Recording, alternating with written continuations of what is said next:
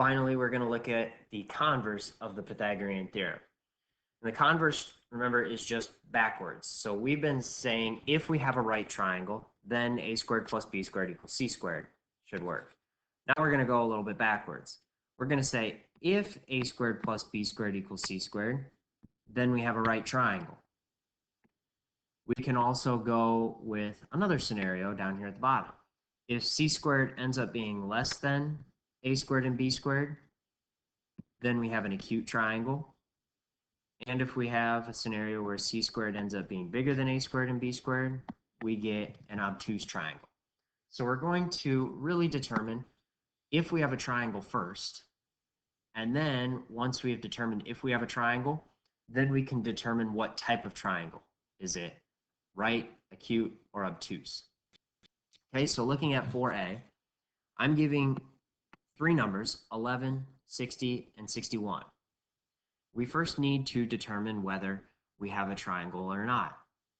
And remember, to do this, we take our two smaller side lengths, and if we add them together and it's bigger than the third side length, we therefore have a triangle.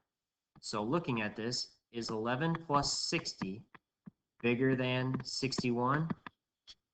The answer to that question is yes, so therefore we do have a triangle.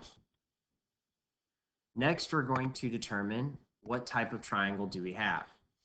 So we're going to start with our c squared. Remember, c has to be the hypotenuse, or the biggest side length. So in this case, c is 61.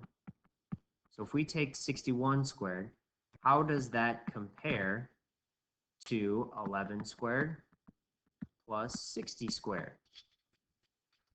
So taking 61 squared, that is going to get us 3,721. And if we take 11 squared plus 60 squared, that is also going to get us 3,721.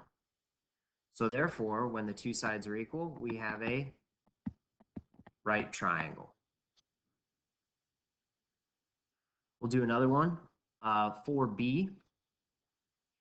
Looking at 4b, we've got radicals involved, so sometimes this could be a little difficult to determine which side is the biggest. You can really plug in 3 times the square root of 5, and it will get you a decimal answer. 3 square root of 5 is the bigger number in this case. So if we take 2 square root of 3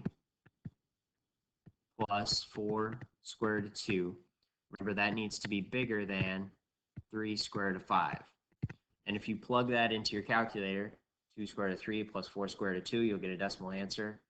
And you will find that that is bigger. So therefore, yes, we do have a triangle. Next, we're going to determine what type of triangle we have. So we have 3 square root of 5 being our biggest side length. We need to square that. So 3 square root of 5 squared.